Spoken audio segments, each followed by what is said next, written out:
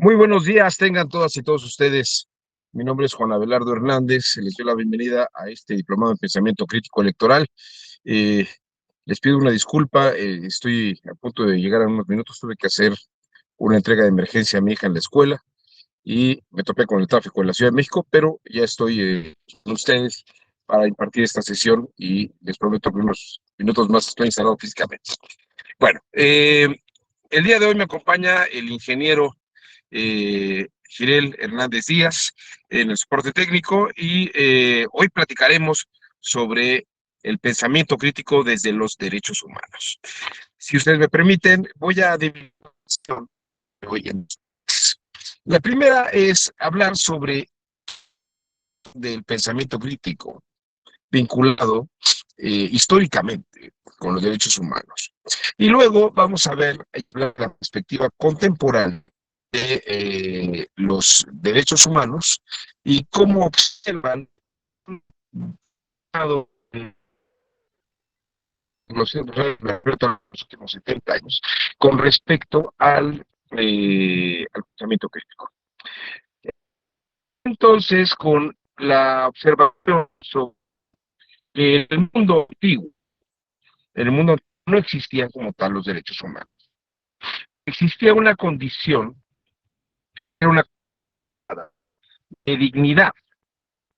La condición de dignidad no es, diremos, más aproximado el antecedente al sentido de derechos humanos, pero no es un derecho humano. Y habría que decir que propiamente esta idea de dignidad solamente nace en la Grecia clásica. Los pueblos de la antigüedad, sumerios, babilonios, asirios, egipcios, no consideraban el carácter de igualdad de derechos. Era un tema que iba más bien relacionado con qué posición tiene uno en la sociedad. La palabra dike, que utilizan los griegos, es algo muy parecido a este estado de dignidad en la antigüedad. La palabra dike tiene la etimología dik, que significa precisamente el lugar de dignidad que tiene alguien. Y la dignidad está en razón de la función. Para que me entiendan esto, una persona, por ejemplo, el faraón, no es que fuera Tutmosis III, una persona digna, sino que esa persona, al tener la función, adquiría esa dignidad, esa posición en la que tenía una serie de responsabilidades. A los que somos servidores públicos, nos, eh, nos cuadraría la siguiente idea, básicamente.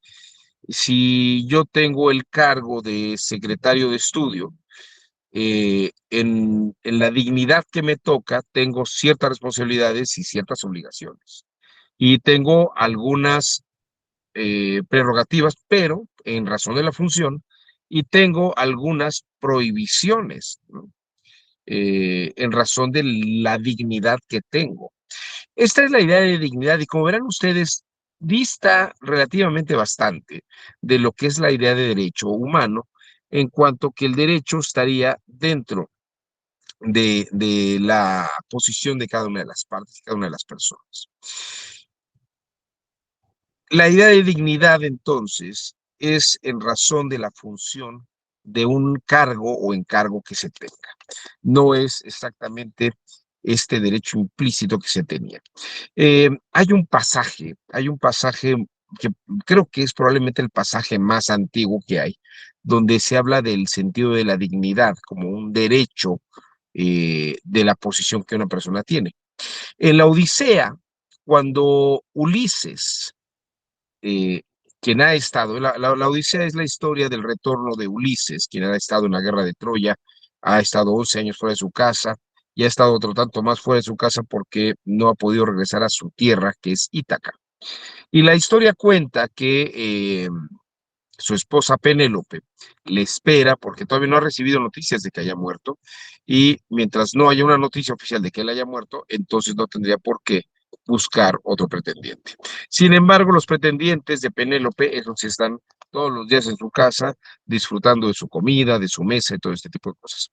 Cuenta la Odisea que Ulises llega a Ítaca después de mucho tiempo después, muchos viajes y muchos años después de haber salido a la guerra de Troya, y se encuentra con que los pretendientes usan y disfrutan sus bienes esperando a que Penélope escoja a un nuevo consorte.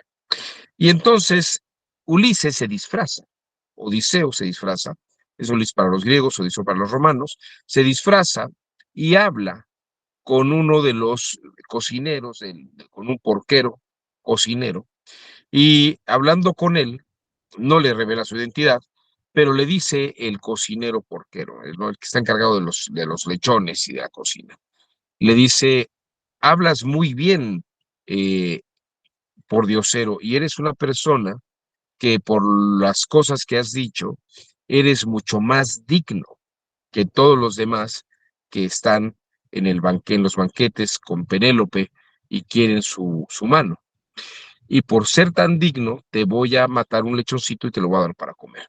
Esta idea de dignidad, yo creo que nos da mucho la distinción de lo que es un derecho humano, porque el derecho humano se encuentra, por lo menos en el sentido contemporáneo, implícito en nosotros. Si lo vemos así, creo que podemos entender por qué ciertas tradiciones y ciertas posiciones de algunas instituciones no aceptan los derechos humanos como tal. Estoy pensando, por ejemplo, en el caso de la Iglesia Católica. La Iglesia Católica no reconoce propiamente, no sé si ustedes lo sepan, el Vaticano fue uno de los pocos países de los estados, que no firmó la Declaración Universal de los Derechos Humanos. Y esto tiene que ver porque no es que estuviera en contra de los derechos humanos, sino porque el Vaticano señaló que ellos no tienen una posición con respecto a los derechos humanos. Hoy en día el Papa Francisco ha dicho que es una cosa muy buena, pero la idea, por ejemplo, de la Iglesia es que ellos creen que el cielo se gana por méritos, por dignidad, no porque uno tenga derecho a ganarse el cielo, ¿no? Eh, en ese sentido, por ejemplo, la idea es que para la iglesia los individuos tienen que hacer una vida más piadosa y religiosa, para poder alcanzar la dignidad del cielo. Y ellos se ocupan más bien de ese trabajo, de la dignidad. Tendría que ser piadoso, tendría que ser una buena persona, para poder tener estos derechos, digamos, estas partes dignas, ¿no? Eh, Quiero que vean entonces que el sentido clásico del mundo grecorromano y que de algún modo sienta las bases de lo que es la visión religiosa, la idea de dignidad no tiene que ver con el tema de derechos, sino que servir como un antecedente y una perspectiva, pero propiamente por la naturaleza del carácter de la edad de la persona, no es esto igual a hablar de derecho. Esto nos da, recuerden ustedes que el pensamiento crítico, la palabra crisis o eh, kritein, viene de crisis en griego, significa distinguir y separar, distinguir. De ahí viene la palabra. Una criba es una especie de coladera que permite separar una cosa de otra y ver con claridad de qué trata una cosa y de qué trata otra. El pensamiento crítico, bueno, eh, no es que no es que esté a favor de los derechos humanos, pero no está en contra. La idea de dignidad y la idea de tener un derecho a partir de una condición, eso es muy importante. El Papa León XIII señaló una distinción también muy importante, en la que pues no todos tendrían derecho al cielo, más bien, y los santos no son iguales a la Virgen María, y la Virgen María no es igual a Cristo, ni Cristo es igual a los ángeles, ni nada por eso, ¿no? Las únicas personas que tienen condición de igualdad para la iglesia son el Padre, el Hijo y el Espíritu Santo. Pero, repito, es una condición de la idea de dignidad. Y esta idea de dignidad, de la posición que uno tiene en relación, con algo, va a perdurar prácticamente toda la Edad Media, y los santos no son iguales a la Virgen María, y la Virgen María no es igual a Cristo, ni Cristo es igual a los ángeles, ni nada por el estilo, ¿no? y principio del Renacimiento en algunos grupos sociales. Por esto es que la idea de condición de igualdad de personas, con esta idea de derechos humanos, no existía propiamente en el mundo clásico ni en el mundo medieval, sino que se hacía esta distinción crítica de que las personas adquirían este estatus en razón de sus esfuerzos personales y de sus funciones o de sus méritos o bien del cargo o encargo que se tenía. Esto es como la parte esencial en un principio de los derechos humanos. Por eso cuando dice uno que los derechos humanos tienen antecedentes en Aristóteles, en Platón, en estas cosas que escribió Tomás de Aquino en el mundo medieval, sí, en cuanto que es el sentido de las prerrogativas y la calidad que tiene una persona, pero es en razón del cargo que tiene la posición. La idea del derecho humano, la idea del derecho humano nace ya un poco más tarde, con la idea incluso del nacimiento del derecho natural. Que el derecho natural tampoco propiamente es lo que hoy entendemos por derecho humano.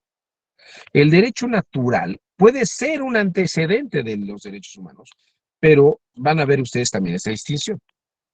No sé si hasta aquí hay alguna duda o alguien quiere hacer algún comentario, ¿no? ¿Nadie? Bueno, muy bien. Bien, una vez que hicimos la distinción sobre lo que es la idea de dignidad en el mundo clásico, y bueno, y esto precisamente determina los estamentos y las, pues valga la expresión, las castas que puede haber en el mundo medieval, lo que es el campesino, el militar, el administrador, el cura, el rey, son estamentos, son como castas en las que la gente tiene ciertas funciones y cierta, tiene esas dignidades. Por eso es que no es que una persona no tuviera derechos, igual que otras, más bien cada quien tenía los derechos propios para sus funciones. Esa era la idea un poco. En el mundo medieval, ya un poco más tardío, y prácticamente al final de la Edad Media, pero principios del Renacimiento, aparecen una serie de autores muy importantes, que son, por ejemplo, bueno, ya propiamente, no voy a hablar de los antecedentes, pero ustedes han de saber que los textos de Aristóteles fueron comentados por árabes, y los árabes tuvieron dos perspectivas propiamente sobre algunos textos de Aristóteles que no quedaban del todo claros. Algunos comentaristas árabes pensaban que una persona tenía derecho por su naturaleza misma, estaban implícitos los derechos. Esta idea en parte la tenemos hoy en día, en parte la tenemos hoy en día. Otros medievales, como Averroes, pensaban que los derechos, Tomás de Aquino está en esta línea, pensaban que los derechos se daban en razón de una condición, y eso se parece mucho al sentido de la dignidad clásica, porque, por ejemplo, voy a poner este ejemplo que creo que va a ser más fácil. Hoy en día, uno diría que tenemos derecho a educar a nuestros hijos y a divorciarnos. Estemos o no estemos casados y tengamos o no tengamos hijos. Esta posición, que es una posición aviceniana de un comentarista árabe de Aristóteles, tiene una repercusión en algunos académicos como Duns Scoto, otros autores como Bartolomé de las Casas, eh, Francisco de Vitoria, y más hacia bueno, un poco más adentrados en el siglo XVI, por ejemplo, en Hugo Grocio, quien escribió el derecho sobre la, el derecho de navegación libre en los mares. Decía que esos eran derechos que teníamos todos nosotros implícitamente en nuestras personas, ¿no? Yo tengo derecho a educar a mis hijos, aunque no tenga hijos. Yo tengo derecho a divorciarme, aunque en mi vida me haya casado.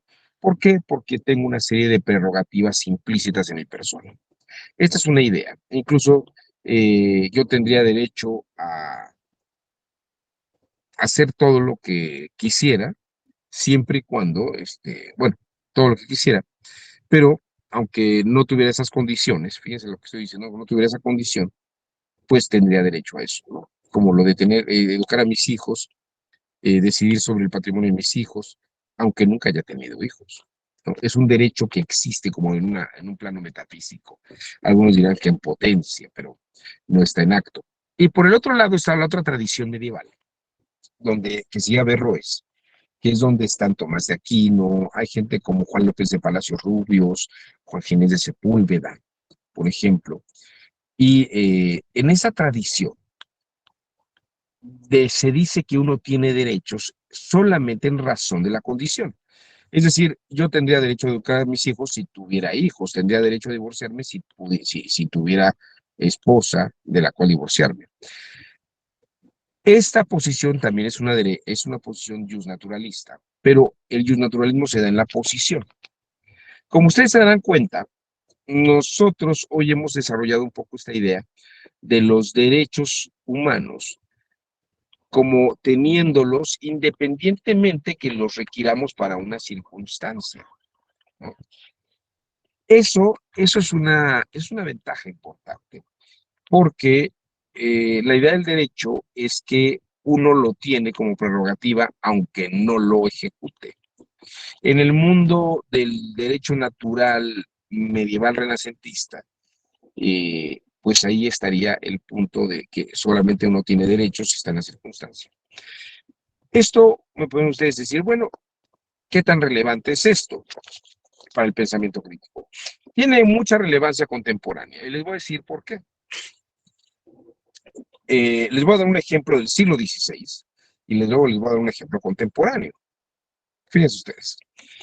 En el siglo XVI, cuando se descubre América, para los que no recuerden muy bien, el Papa Alejandro VI, que no sabía que había en estas tierras, le da los derechos sobre las tierras descubiertas a los españoles y portugueses, dividiendo por latitudes y grados, independientemente que él supiera exactamente qué había allí, más bien agarró un mapa y así como olímpicamente decidió dividirlo. Y a final de cuentas, lo que logró es que un sector de la tierra se quedara para los españoles, otro para los portugueses. La parte de Brasil para Portugal, aunque no sabía que eso luego iba a ser Brasil. El punto aquí es que cuando descubren que hay gente en estas tierras, se preguntan, fíjense qué cosas se preguntan si estas tierras pertenecen a estas personas o no. Los, la gente como Fray Bartolomé de las Casas y como los que tienen esta tradición escotista, de un escoto, dicen, ellos tienen el derecho implícito. Entonces, aunque sean nativos y anden con taparrabos, tienen derecho a sus tierras. En cambio, los que traían esta tradición medieval averroísta de Tomás de Aquino y el derecho romano clásico, decían, es que tendrían el derecho si estuvieran en la circunstancia. Pero como son bárbaros, ¿no? Decían son bárbaros. Y les voy a decir por qué se les consideraba bárbaros. Se les leía una cosa, y aquí está un poco la influencia del mundo cristiano y católico en la conquista. Decían, Dios es el creador del mundo. El creador del mundo eh, manda a su hijo amado, que es Jesús, a la tierra, y el Papa es el representante de Jesús. Y el Papa le dona las tierras a los españoles y a los portugueses. Entonces, esta condición es que el Papa le dio las tierras a los reinos que había en España y en Portugal. Por lo tanto, la gente de estas tierras no está en la condición de recibirlos o de administrarlos. Eso es un poco lo que generó la polémica indiana entre la gente como Fray Bartolomé, Las Casas y Juan Ginés de Sepúlveda, porque la idea de la naturaleza del derecho, unos decían que estaba en condiciones, en los contextos, y otros decían que uno los tenía independientemente de la condición. Bueno, usted me puede decir, ¿y esto qué tiene que ver? Hugo Grosso, por ejemplo, toma este momento para decir eh, que aunque el Papa haya dado rutas de navegación a los españoles portugueses, cualquier inglés y cualquier holandés puede navegar por estas aguas. Es como el Papa, que era la máxima autoridad católica en aquel entonces, le había dado la exclusividad de navegación por estas rutas marítimas que habían descubierto españoles y los portugueses les dio la exclusión de navegación por esas tierras. Es decir, por las circunstancias de haberlas descubierto primero, les dio la oportunidad de tener la exclusividad. Por eso los ingleses y los holandeses se tomaron la libertad, porque no eran católicos, de navegar por estas tierras, en la salida de Grosio. Desde esa perspectiva, ellos decían, yo tengo derecho natural, tengo un derecho implícito personal a navegar por los mares, aunque yo no crea en el Papa ni en la Iglesia Católica. Fíjense ustedes cómo hay una conducta de un derecho natural, independientemente de la creencia que se tenga. Y para los ingleses, digo, para los españoles y los portugueses, los ingleses y los holandeses eran piratas. Es la época de la piratería en el mar Caribe y en alta mar. Hay varias películas sobre esto. Algunas de Errol Flint, que le gustan mucho a un profesor amigo mío.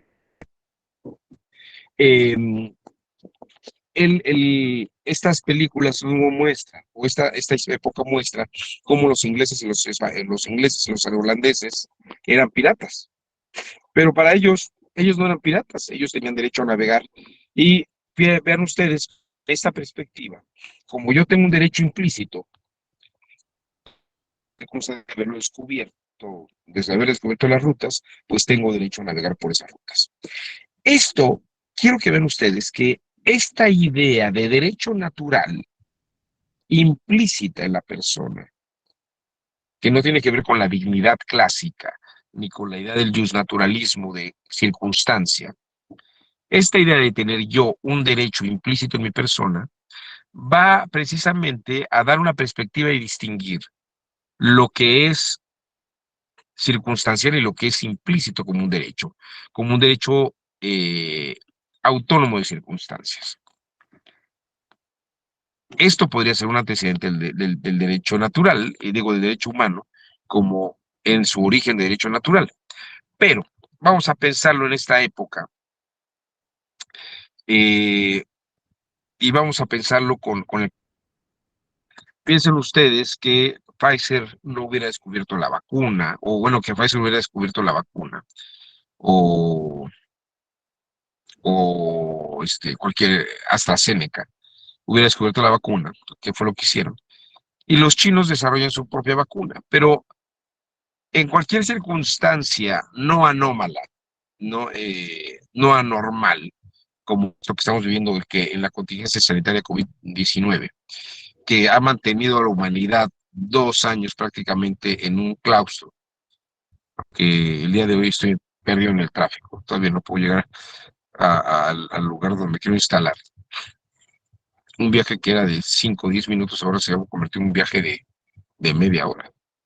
Bueno, el asunto es que las patentes y marcas, por ejemplo, se conservan, pero en una condición de alta emergencia.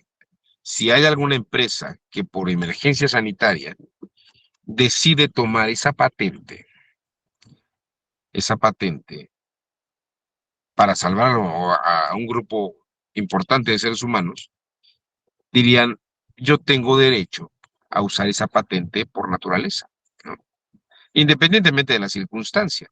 Pero fíjense que ese mismo argumento podría decirse para cualquier patente y cualquier marca, empresas que desarrollan patentes de medicamentos. Si alguien que no, por ejemplo, en el mundo asiático se habla mucho sobre la piratería asiática, si alguien sacara un medicamento análogo, dirían, oiga, está usted violando el derecho de exclusividad de patente. Y ellos podrían contestar como contestó Hugo Grocio y contestaron los holandeses y los ingleses durante la época de la piratería, yo tengo derecho implícito a hacer eso.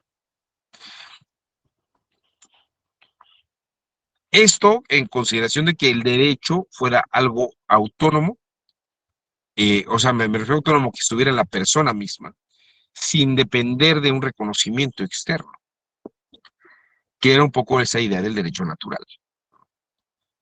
En el caso de los derechos humanos, en el caso de los derechos humanos contemporáneos, la circunstancia La circunstancia no es motivo en general, ¿no?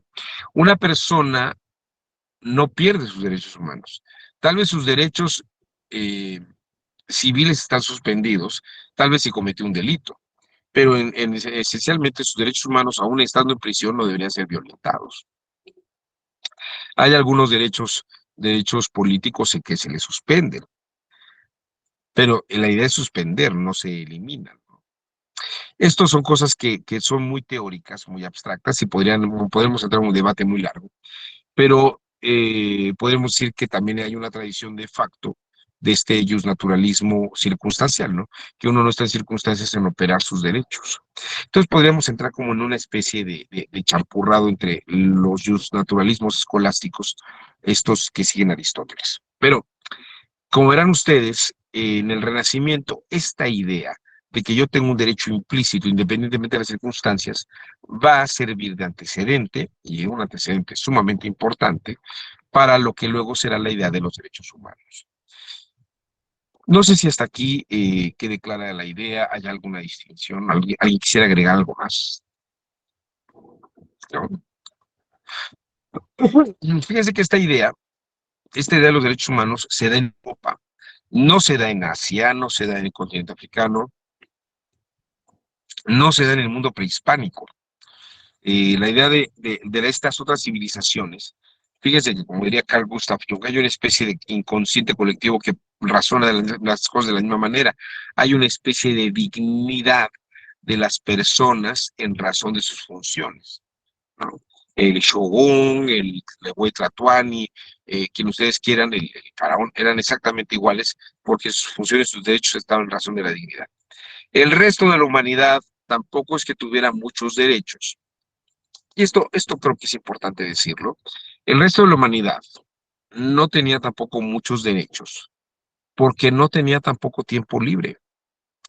Jean Fourastier explica, y ha hecho unos estudios sumamente interesantes, es un economista, filósofo, jurista francés de los años 50 y los años 1960, que hizo unos estudios sobre cómo vivía la gente, cuánto ganaba, en qué trabajaba. Y por ejemplo, en el siglo XVIII, la gente trabajaba un promedio de 14 a 16 horas diarias para ganar el equivalente a 2 kilos de pan. 2 kilos de pan, yo me puse a investigar, es el equivalente más o menos a 30 bolillos. Piensen ustedes que estaríamos hablando casi eh, de menos de 100 pesos diarios, ¿no? Menos de 100 pesos diarios, trabajar 18 horas, y no es que hubiera una explotación administrativa, sino que en realidad pues no había unas mediciones de distinciones de desarrollo de productividad y de capital. Eh, es cuando se establecieron, hasta el siglo XIX se establecen salarios mínimos, tiempos máximos de labor, y la verdad es que también se puede hacer esto, porque hacia el siglo XIX, finales del XIX, principios del XX, estamos entrando en lo que se llama la segunda revolución industrial, donde ya la producción en línea y las tecnologías pues van a permitir que la gente pueda trabajar menos en lo que estaba haciendo, ganando tal vez lo mismo. De tal forma que van a nivelarse los niveles de producción y de ingresos y salarios. Bueno, no podría, aunque la gente hubiera tenido estos derechos implícitos, fíjense que esto es un tema muy importante, aunque la gente hubiera tenido estos derechos implícitos, por las condiciones socioeconómicas que tenía, tampoco es que pudiera haber podido ejercerlos. Hoy en día tenemos una gran cantidad de derechos, una gran cantidad de derechos, y es que nos da tiempo de ejercerlos. Eh, y repito, tal vez ustedes van a decir, bueno, uno tenía derecho a asociarse, sí, claro, y a reunirse. El problema es que si uno tenía que trabajar 14 horas diarias, pues te ibas a reunir tal vez en un receso de 15 minutos con las demás personas, pero tampoco necesitabas un derecho para eso, ¿no? eh, eran circunstancias un poco difíciles. Es como decir, tenemos derecho los alumnos en una escuela a reunirnos, pero sí, solamente en el tiempo de recreo y el tiempo que les dan para descansar.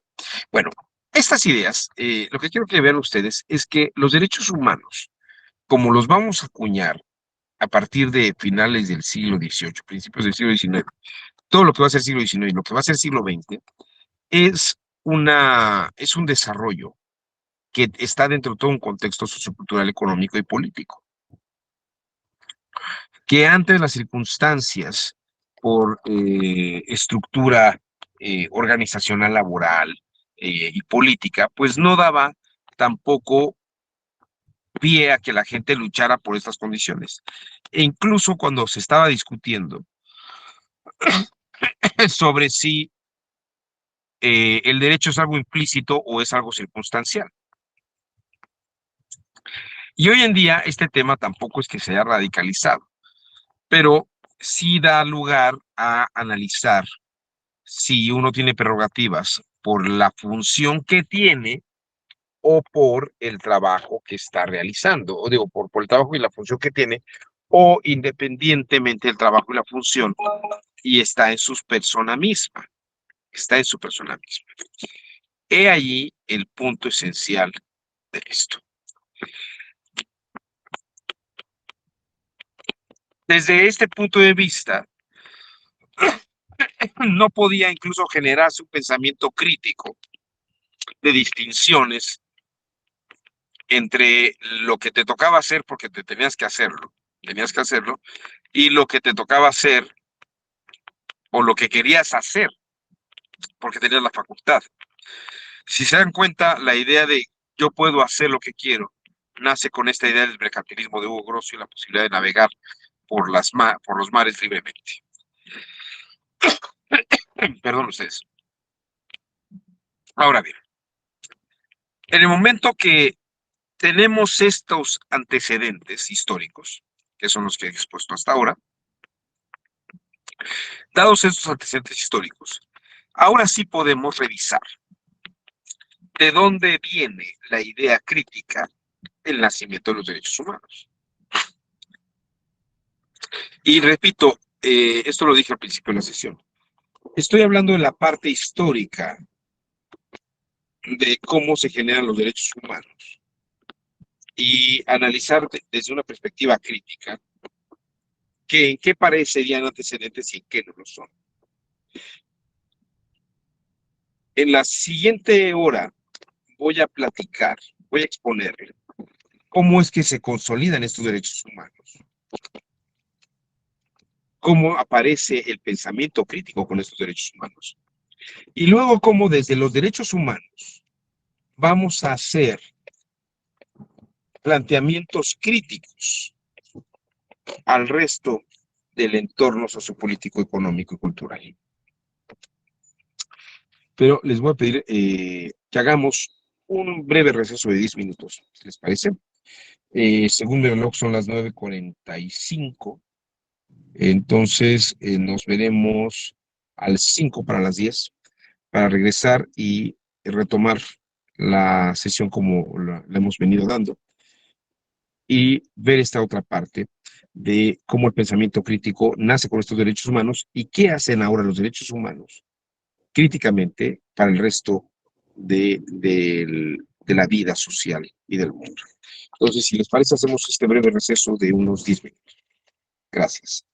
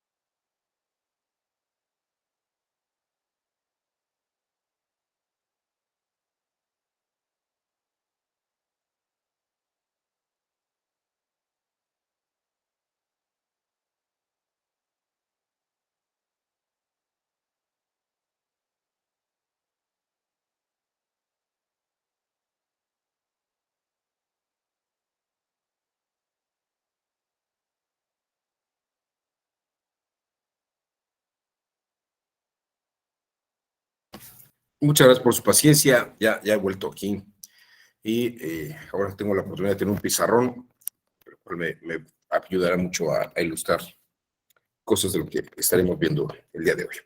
Les decía, me gustaría hacer esta distinción que mencioné sobre la idea de dignidad, de que va relacionado con lo que es dignidad. Dignidad. Y a partir de esto, la distinción entre un derecho o implícito, como que está dentro de mi persona, y un derecho circunstancial. Es decir, que está y depende del lugar, las condiciones, si tengo hijos, si estoy casado, que se hace unos instantes. Esta es una idea que existía en el mundo clásico. Y esta idea del derecho implícito es la que desarrollan algunos autores. Y sobre todo ya en el siglo XVI, Hugo Grocio, cuando habla de la libre navegación de los mares y la libre opción, y estamos hablando del periodo en el que precisamente los holandeses y los anglosajones, los ingleses, tienen su propia condición de libertad. Esto creo que es muy importante porque esta otra idea de la circunstancialidad se da en España y esta idea de la dignidad permanece todavía en un universo cristiano, pero sobre todo en el que podemos decir que hay una condición de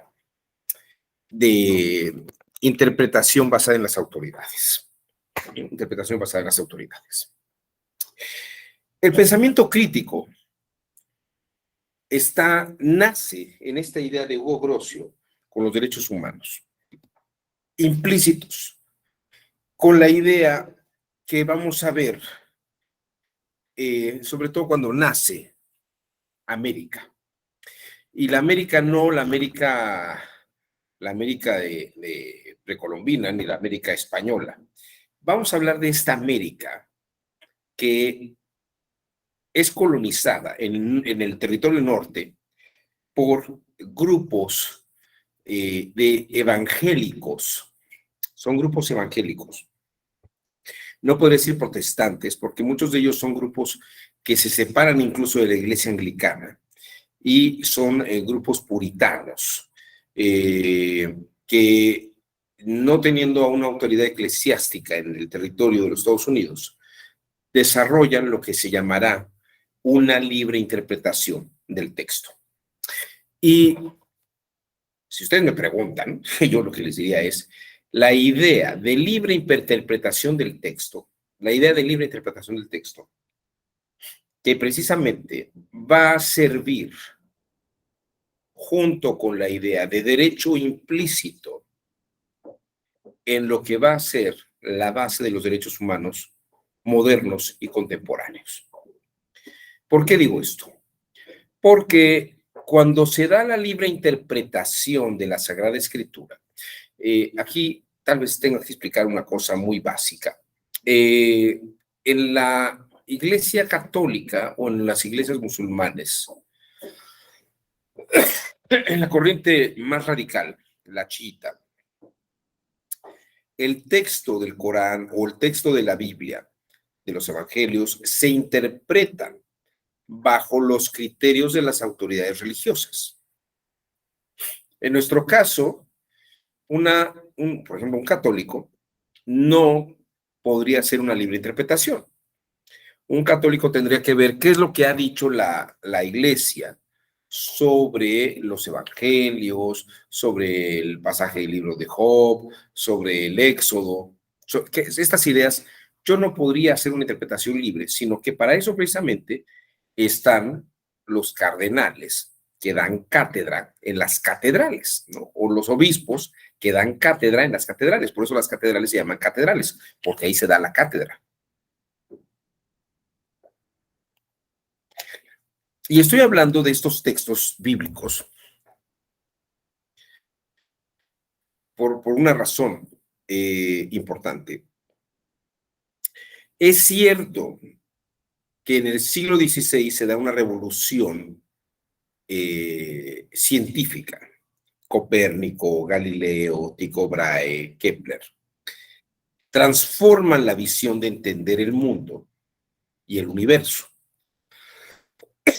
y ponen en crisis lo que el pensamiento tradicional religioso mantenía.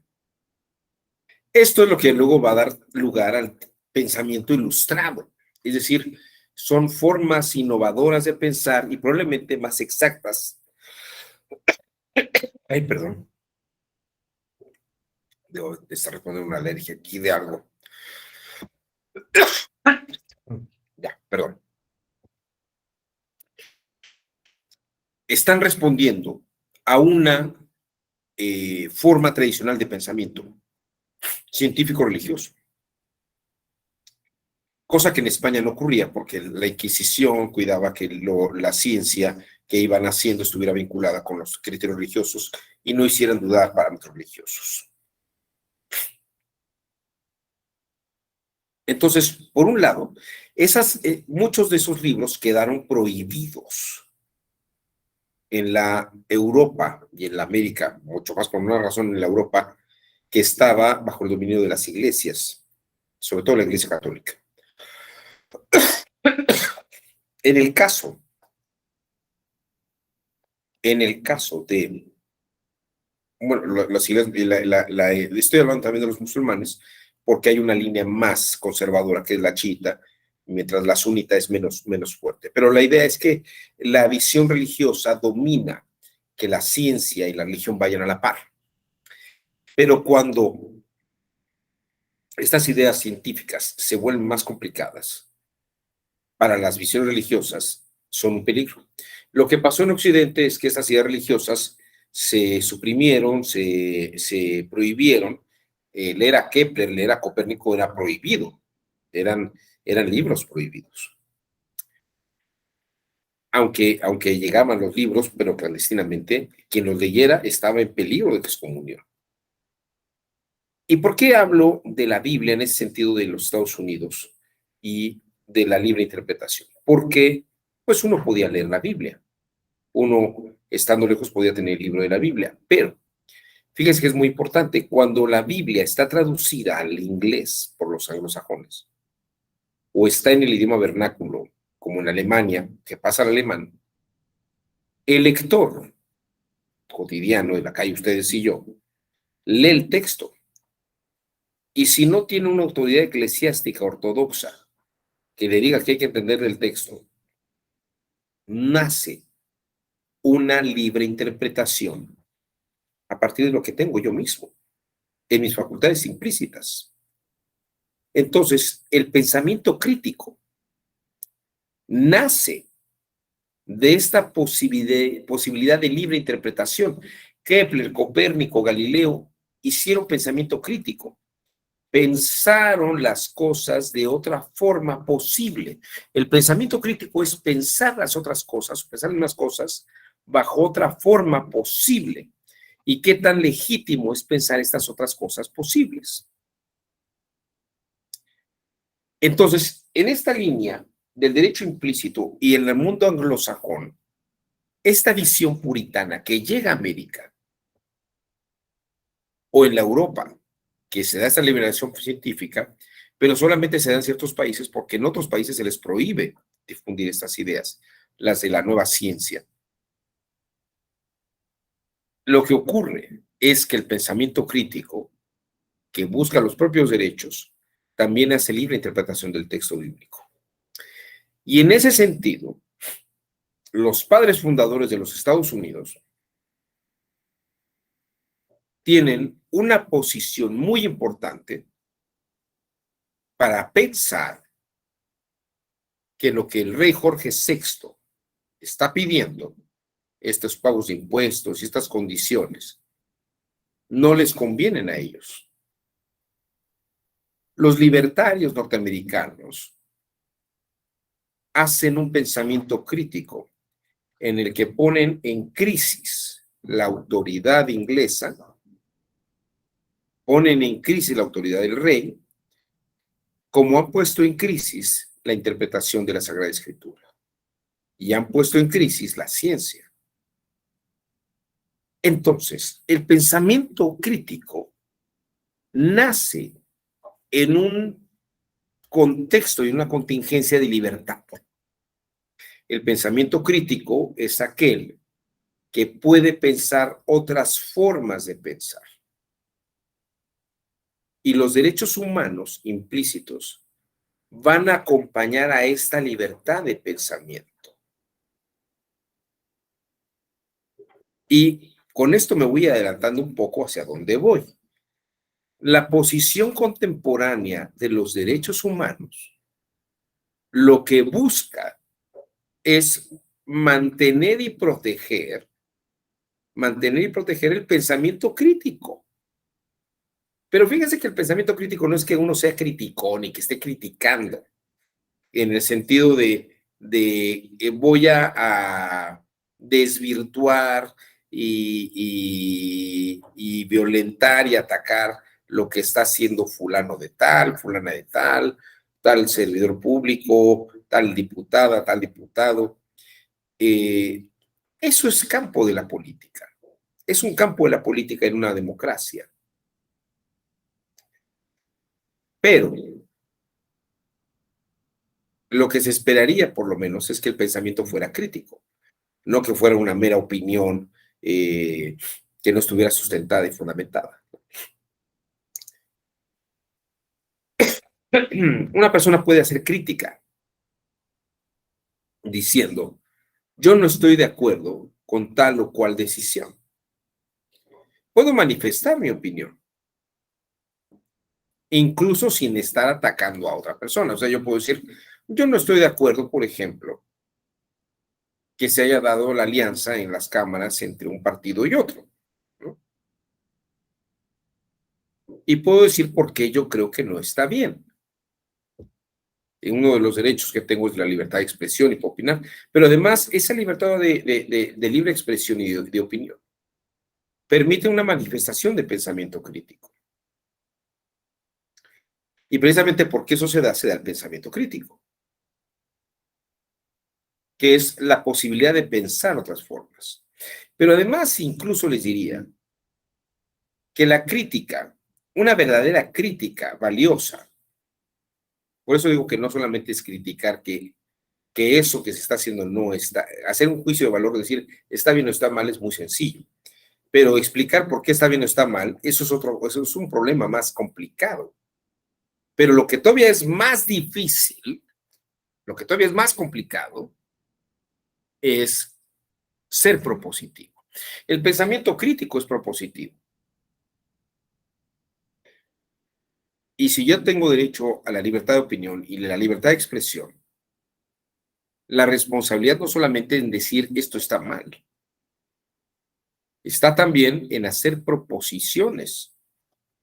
Es decir, habría que crear esta línea de trabajo o esta otra forma de hacer las cosas. ¿Por qué? Y dar una justificación de valoración propia.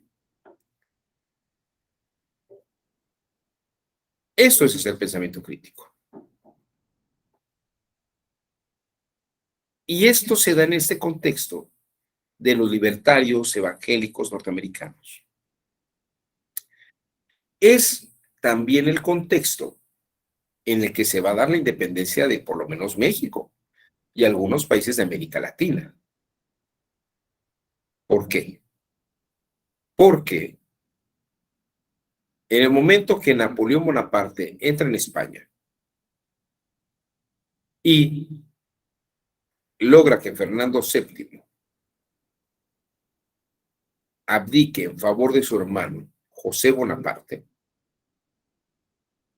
las tierras de ultramar, los reinos de ultramar, los de la Nueva España, pueden decidir críticamente si quieren subordinarse políticamente al gobierno de Francia en España o ser independientes.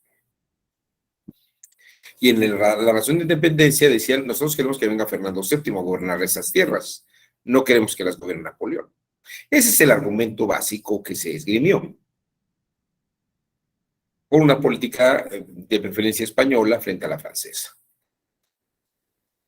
Y nuestros ilustrados, Miguel Hidalgo y Costilla, José María Morelos y Pavón, ellos eran seminaristas en el Colegio de San Nicolás, pero ellos leyeron a estos pensadores críticos,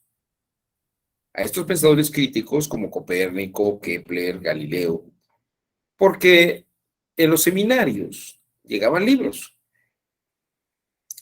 y se daba la instrucción de por qué estos libros no eran buenos y podían generar pensamientos perniciosos y anticlericales.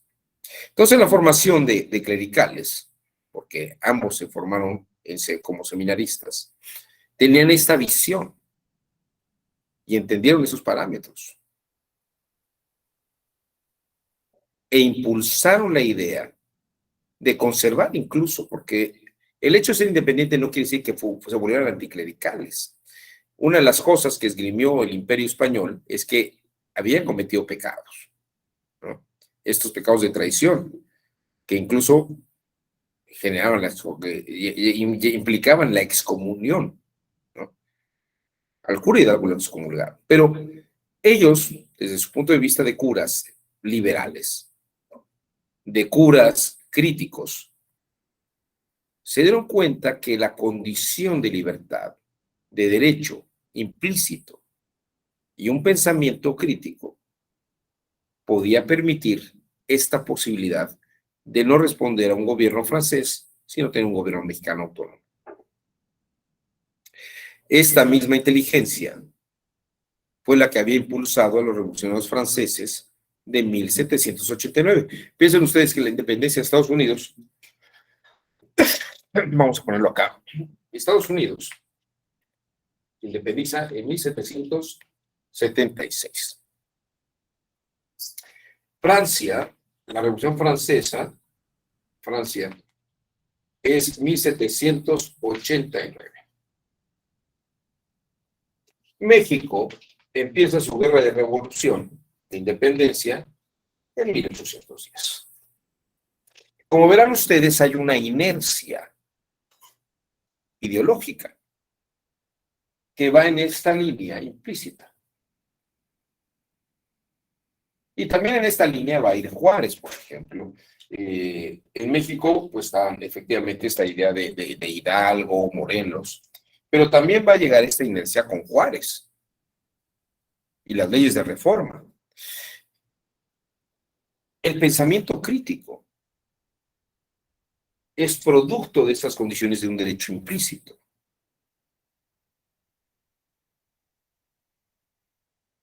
Y precisamente es lo que da pie hasta que llegamos a 1946.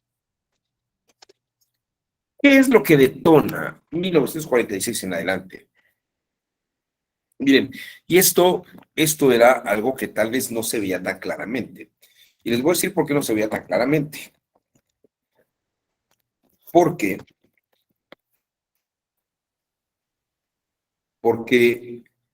todavía en 1946, incluso a principios de los años 1950, el mundo no sabía claramente de la existencia de los campos de concentración. Los campos de concentración eran un secreto de la alta milicia y de algunos intelectuales como Víctor Serge, que habían hablado de eso. Habían hablado en algunos artículos sobre la existencia de estos campos de concentración. Pero eso no quiere decir que todo el mundo lo supiera.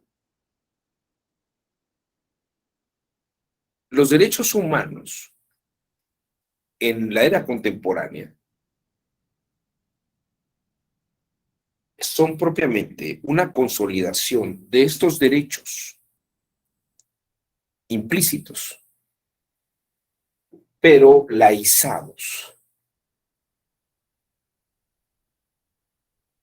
Tienen un origen natural pero tienen que ser reconocidos y tienen que ser avalados por la comunidad internacional. ¿Para qué? Para que no se vuelva a repetir el Holocausto y las formas crueles de masacre que se llevaron a cabo en su momento. Por cuestiones de raza, de pensamiento, eso es lo que estoy diciendo, de raza, de pensamiento, de creencias.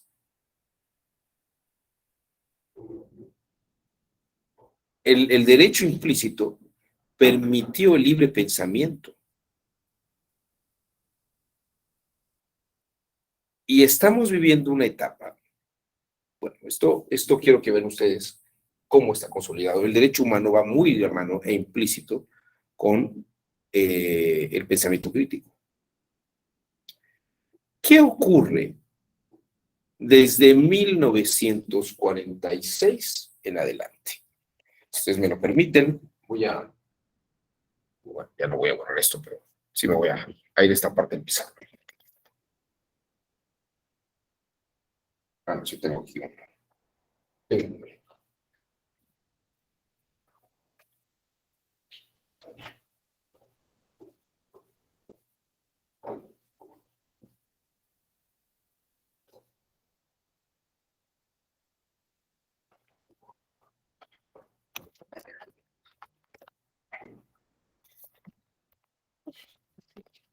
Se ve bien, ¿no? Bien, vamos a ver esto que sigue.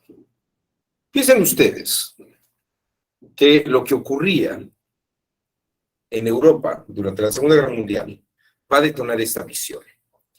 Pero quiero que piensen ustedes dos o tres hechos que van a derivar en los años 40 y en los años 50. Por ejemplo, en la India,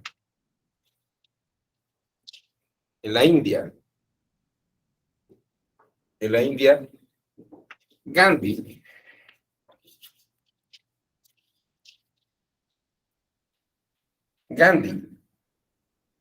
busca la condición de libertad de los ciudadanos de la India en su calidad de ciudadanos de ingleses.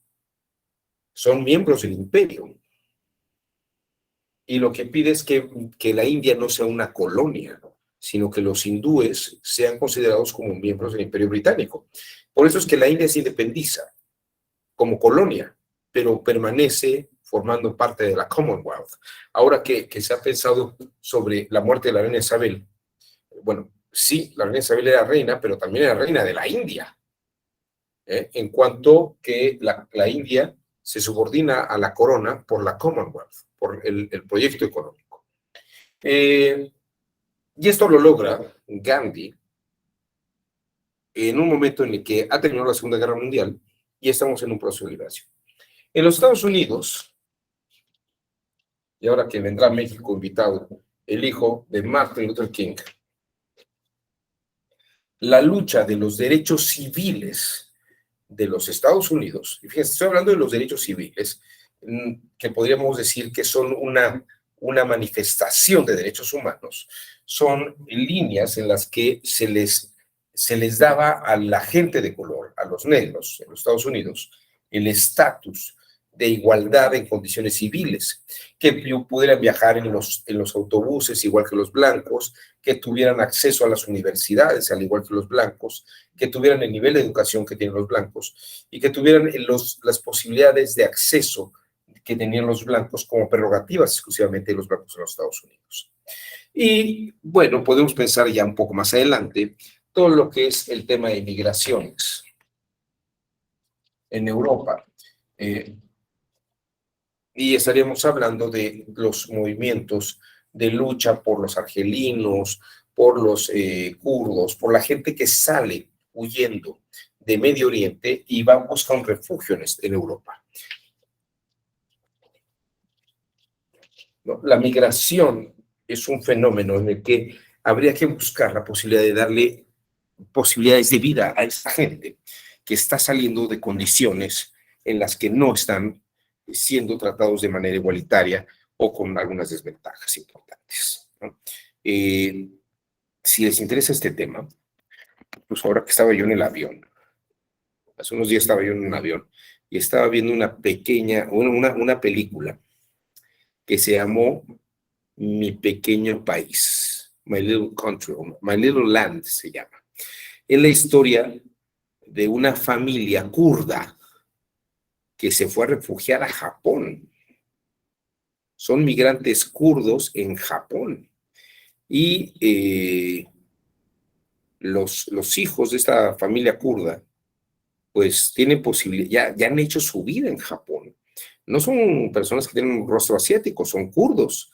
Tienen rostros europeos o euroasiáticos, pero no son orientales.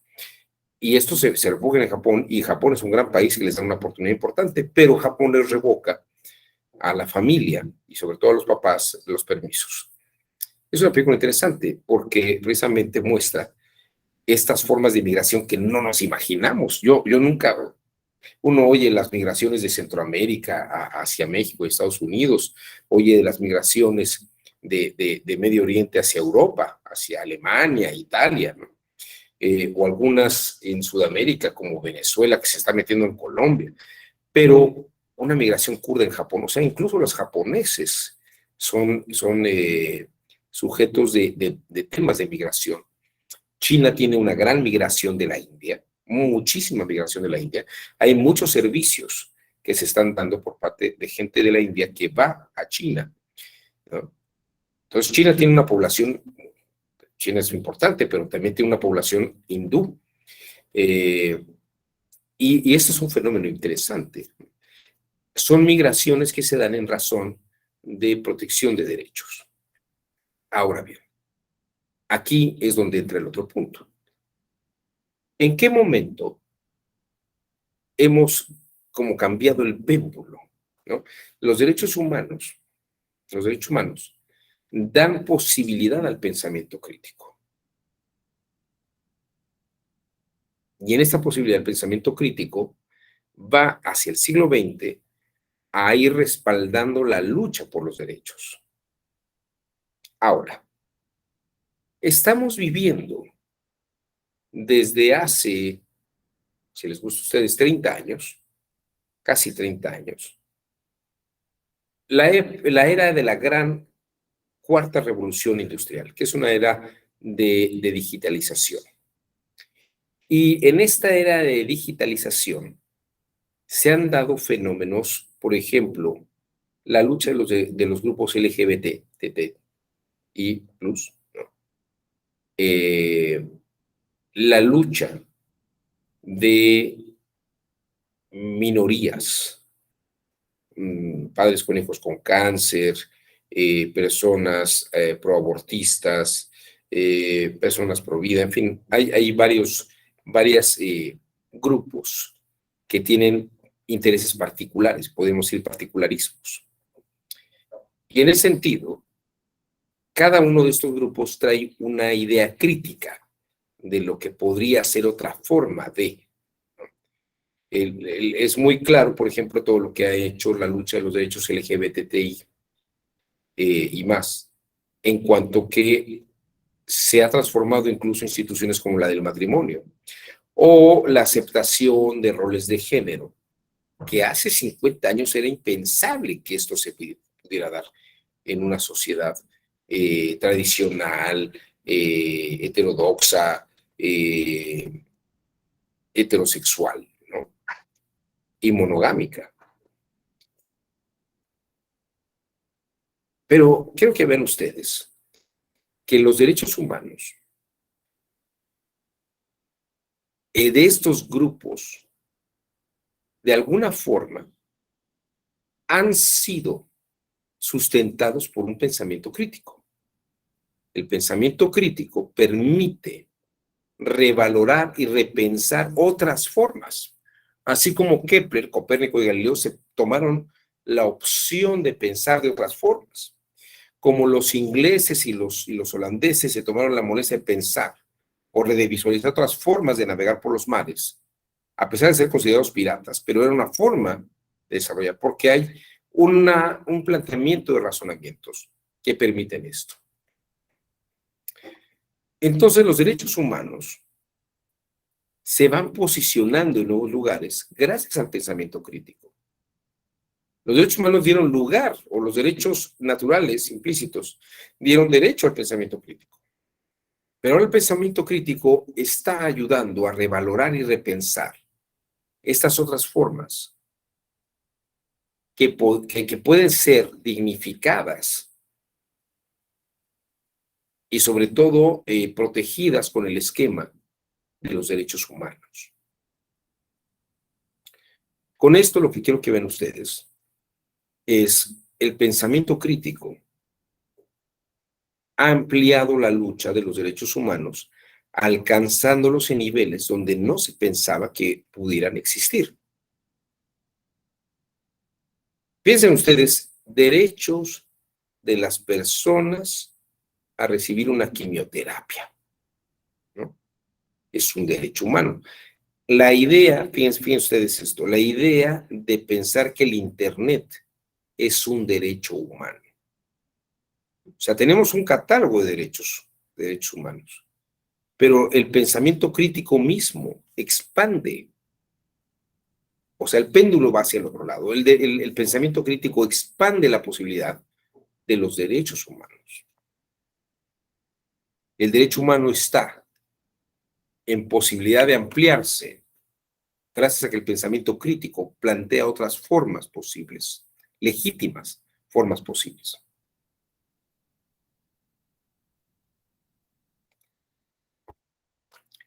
La lucha de las feministas,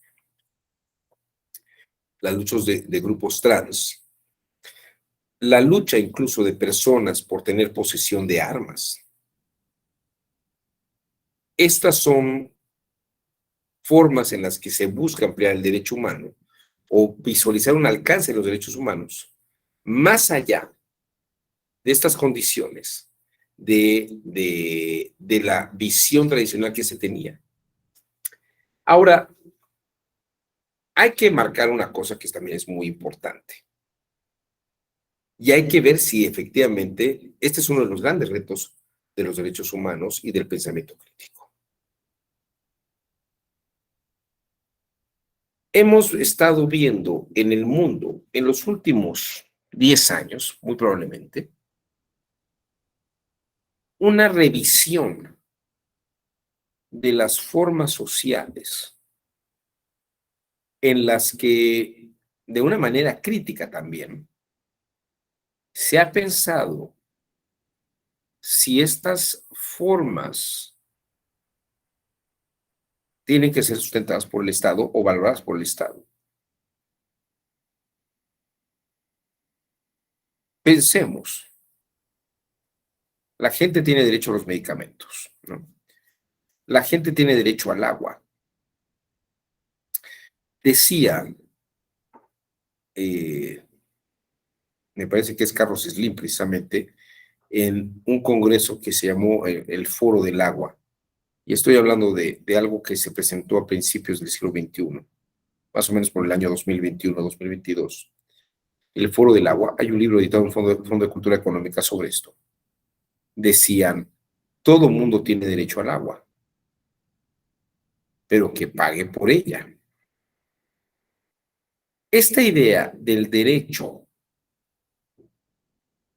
una persona puede tener el derecho, pero el tener el derecho es implica una gratuidad.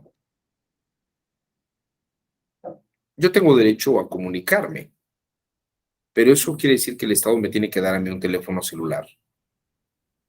O el otro tema, digo, estas son cosas que se están planteando, sobre el Estado tendría que darme acceso a la red, al Internet.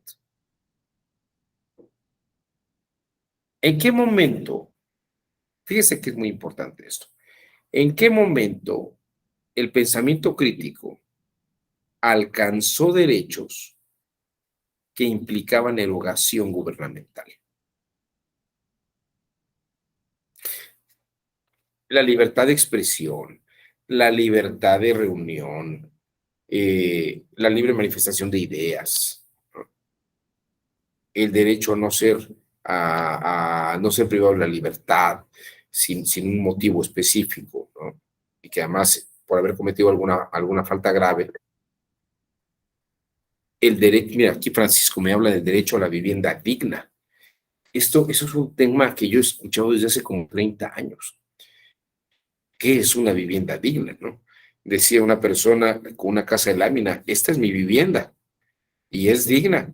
O sea, la dignidad se la doy yo, no es la dignidad no me la dan a mí la vivienda, ¿no? Fíjese, esto es muy interesante. Estaba yo oyendo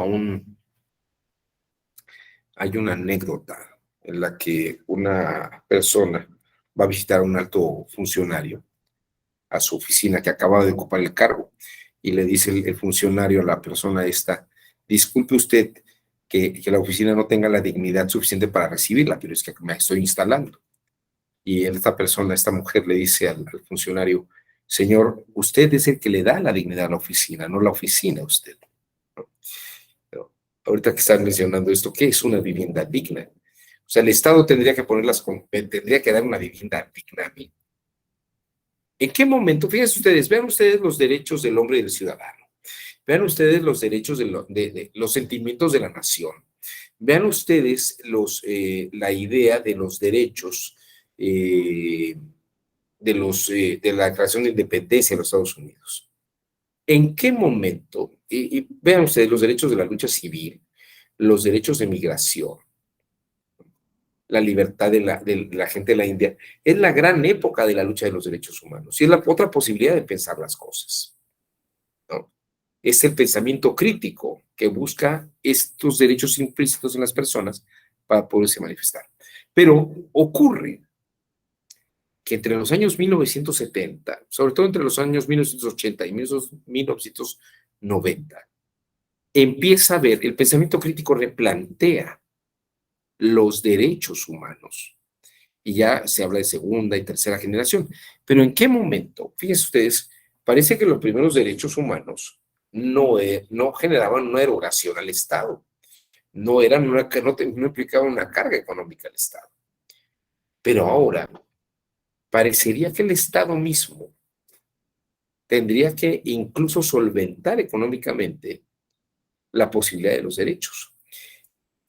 No es que esté a favor y en contra de esto, simplemente quiero mostrarles que en el momento que la economía mundial incluso se colapsa por un tema de pandemia, de una contingencia sanitaria, y se dice que el Estado no puede cubrir los beneficios. ¿En qué momento podemos decir que incluso el Estado está violando derechos? ¿No? Y no es que está a favor del Estado, o sea, esto no hace falta estar a favor o en contra, estoy haciendo un planteamiento crítico.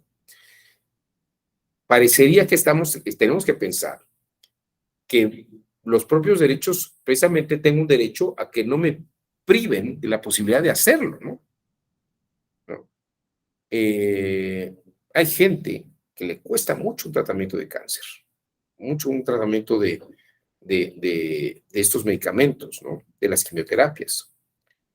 Dicen, bueno, no me las den, pero pónganme en posibilidad para que las pueda comprar, ¿no?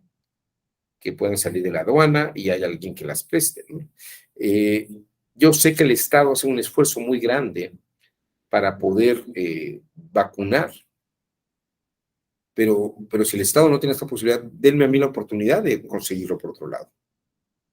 Y claro, es como si la libertad de prensa, el Estado tuviera que pagarle cualquier publicación a cualquier persona que quisiera manifestar una idea, ¿no?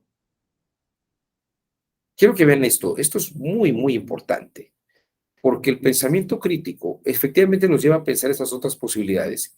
Y qué bueno que nos han dado los derechos, ¿no? Es este ha sido un planteamiento interesante. La gente tiene derecho a abortar. Y está bien. Es un derecho que pueden ejercer sin tener que estar criminalizados. Pero de allí a que se tenga que pagar el aborto, creo que también hay una distancia.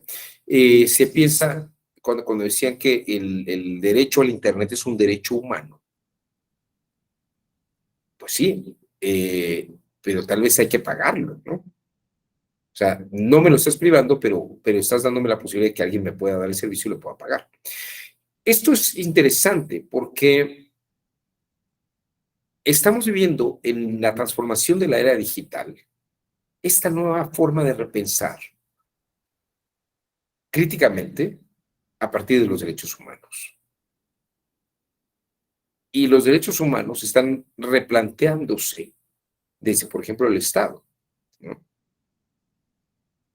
Y digo, no es que yo esté a favor o en contra de este gobierno, pero cuando este gobierno dice, ya no vamos a gastar en guarderías, no está diciendo, estoy prohibiendo que haya guarderías, ¿no?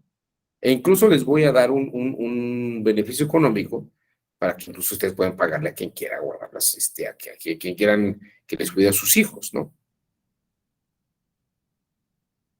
¿Hay una violación de derechos humanos? Me parece que no. Creo que no.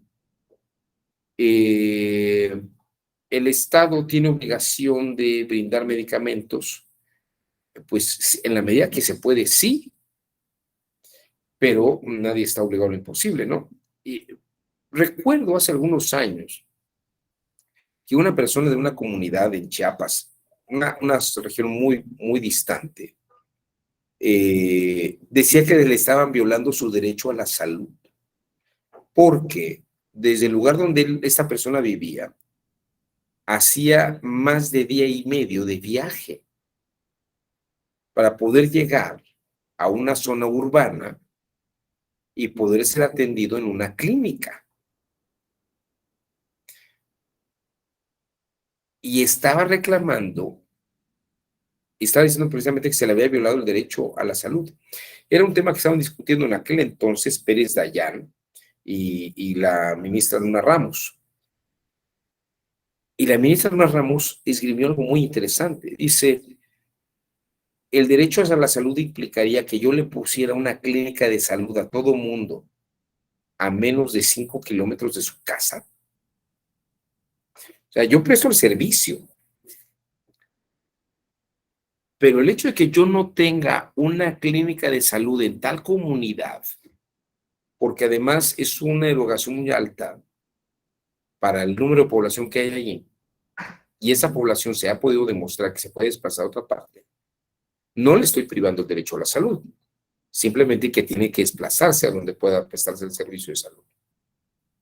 Porque si yo en este momento le doy el amparo y le damos una clínica de salud en su comunidad, lo ideal sería que todo mundo tuviera un centro de salud en su comunidad, pero no hay dinero sexenal ni infraestructura que aguante un gasto de ese tipo. Tienen que irse haciendo programáticamente y paulatinamente en la medida del requerimiento de la necesidad. Entonces, quiero que vean ustedes cómo el pensamiento crítico está revirando sobre su propia naturaleza en el ámbito de la libertad que nace, porque nace en un ámbito en el que los derechos humanos no causan gastos. Pero el momento que el derecho humano, en esta época en la que estamos viviendo, implica erogaciones importantes, hay que repensar el derecho humano. Se han dado estas garantías, la gente tiene los derechos, pero ¿en qué medida el Estado tendría que sustentar la práctica de los derechos? Es como, piensen ustedes, no sé, estoy pensando, Robespierre seguramente habría decidido, oiga, tengo libertad, de hecho, la libertad de expresión, que el Estado me pague mis publicaciones. Robespierre lo hubiera mandado a la guillotina, le hubiera dicho, usted está loco, ¿no? No sea abusivo. Pero fíjense que eso no es igual a tener medicamentos de grupos que requieren y además que son altamente costosos. Y hay que distinguir los programas de apoyo de la defensa de los derechos. Son cosas que me parece que hay que distinguir y el pensamiento crítico tiene este reto importante en esta época. Entonces, yo creo que aquí pueden ver ustedes precisamente el pensamiento crítico desde los derechos humanos, porque el pensamiento crítico nace en un auge de los derechos humanos y en una condición de la libertad de poder pensar de otra forma. Pero ahora esta otra forma de pensar también está replanteando los alcances que el pensamiento crítico tuvo junto con los derechos humanos. No es que algo vaya a ser determinante, me parece que es un proceso natural de trabajo. Pero creo que hay que repensarlo, porque también se pensaría que un gobierno está suprimiendo ciertos gastos, está violando derechos humanos, ¿no? Hace unos días hubo una resolución judicial para que se restableciera el programa de educación que había, de escuelas, en las que los estudiantes podían tomar alimentos y recibir una educación de calidad. Y ahora la Secretaría de Educación Pública reviró, ¿no? Más bien, se amparó contra esa resolución del Poder Judicial, ¿no? Y está esperando una segunda instancia o una resolución sobre esa resolución. Parecería que el Poder Judicial está discutiendo y está debatiendo sobre este tema de los derechos humanos, que además el Poder Judicial está en una encrucijada interesante, porque tiene que repensar de manera crítica los derechos humanos en razón del universo de erogaciones y de los recursos que se han logrado y que tienen que ver con la administración pública.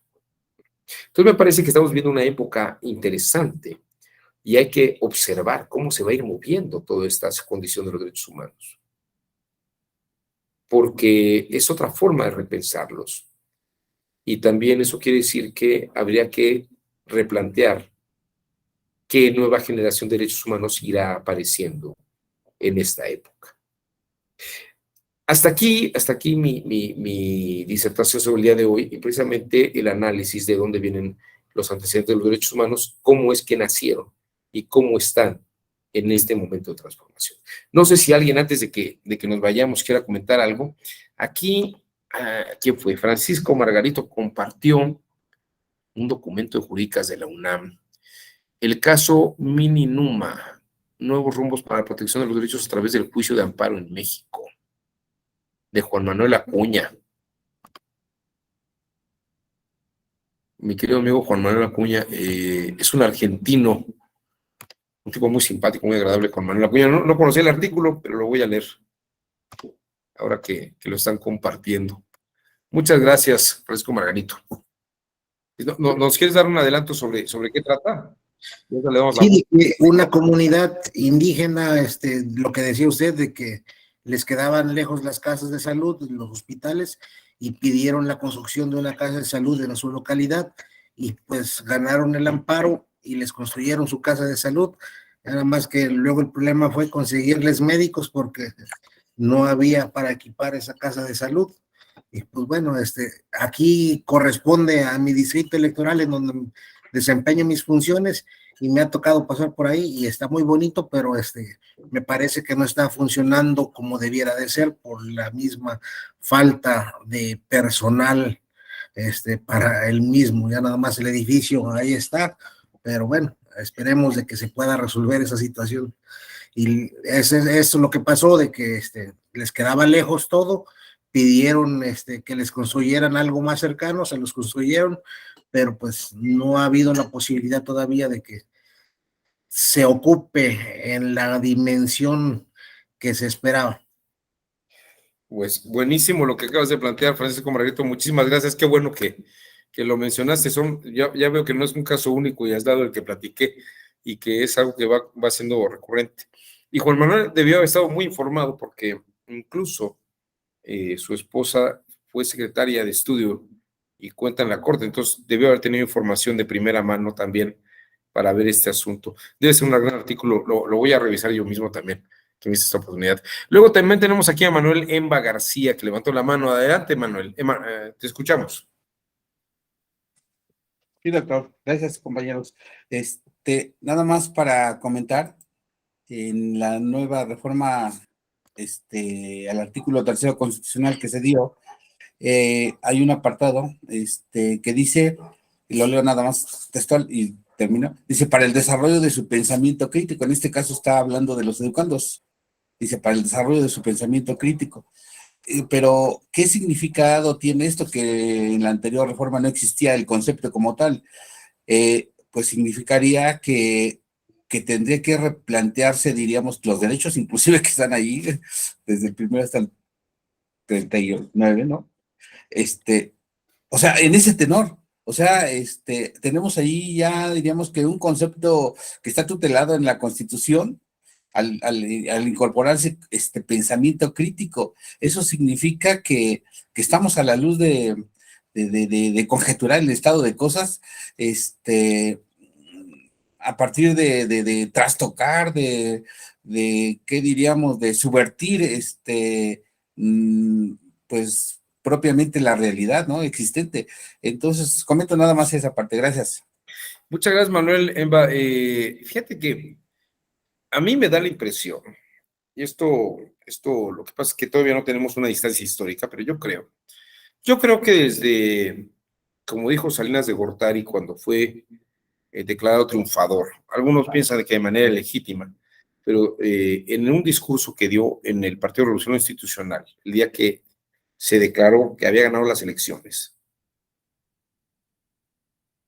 fuera del tema de si legítimamente o no lo hizo una afirmación que me parece que es válida. Dijo, se acabó la época del partido único.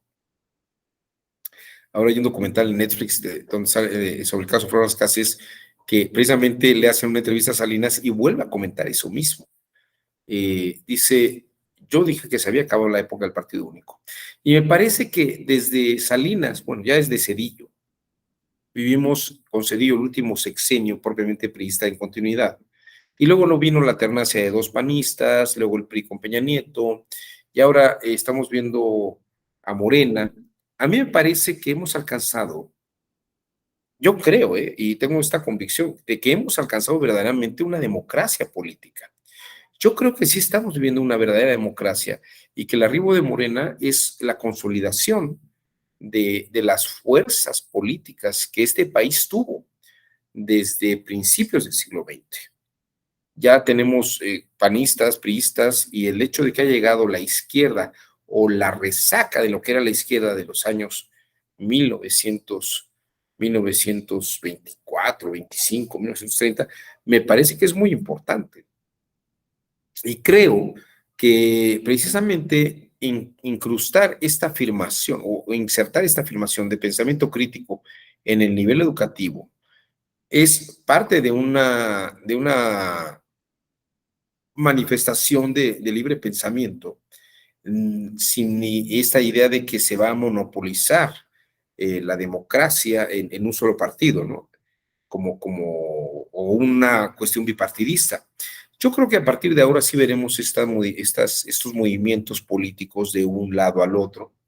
Veremos a veces a la izquierda, veremos otra vez a la extrema, al extremo grupo conservador de los priistas, veremos por ahí nacer cosas como Movimiento Ciudadano. Y creo que esta idea de insertar esto en el artículo tercero es precisamente una muestra de que no estamos en la antesala de ninguna dictadura. Y creo que una de las muestras de que no estamos en una dictadura es que puede haber una gran crítica al gobierno. Incluso, a pesar de lo que algunos han querido narrar de una manera alarmista, con algo que se publicó por parte de la Secretaría de Defensa Nacional, sobre que uno cuidara lo que uno publicaba en las redes, ¿no? Y también quieren decir que el ejército ahora va a estar vigilando si lo que uno diga. Yo creo que esto no es un sistema dictatorial, no tiene la pinta. Me parece que es un escándalo mediático el que están haciendo con esto precisamente.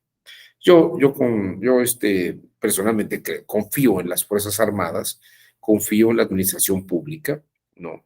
Y creo que de ninguna manera estamos en la antesala de una dictadura. Yo creo que todo lo contrario, estamos precisamente en la antesala de una verdadera democracia. Y precisamente a la prensa le encanta mucho jugar con esta idea de que vamos para una dictadura y todo eso. Pero yo creo cada vez más el hecho de que el presidente incluso reciba estas fuertes críticas todos los días y las saque de una forma u otra. Yo nunca había visto un presidente en todos estos años de mi vida que hubiera permitido tantas cosas que se digan, ¿no? Y además repetirlas en público. Creo que el señor presidente no es una persona que sea tal vez muy simpático para mí, pero le debo reconocer que es un demócrata, ¿no? Y es una persona que ha permitido la libertad de expresión a grandes extremos y también ha remitido contra los periodistas, ¿no? Es el hecho de que hablen de su familia, pues tampoco se va a quedar callado, ¿no? Y me parece que es muy interesante la forma en que opera, sobre todo porque estamos en una época mediática, donde hay formas en que él también tiene derechos y tiene una función y tiene una dignidad de funcionario, pero él también como persona tiene derechos y sobre todo si se mete con su familia, tiene estos derechos. Me parece que es una cosa que hay que repensar muy bien, porque no podemos seguir pensando igual que hace 20, 30 años sobre las condiciones de los derechos que tenemos todos nosotros. Me dejaste pensando todo esto, Manuel Lemba, y creo que eso es precisamente la garantía de que podemos seguir haciendo eso, es que incluso ya en el artículo 3 existe esta idea del pensamiento crítico. Bueno, pues les agradezco mucho a todos. Alberto Sánchez, gracias por el texto que también colocas en el chat. Espero tener la oportunidad de encontrarnos en otro momento. Les mando un fuerte abrazo. Estamos a miércoles, pero para muchos ya es el final de la semana porque ya están unas fiestas patrias en un puente muy largo. Que tengan ustedes un excelente resto de la semana, excelente día y muchas gracias por su generoso tiempo.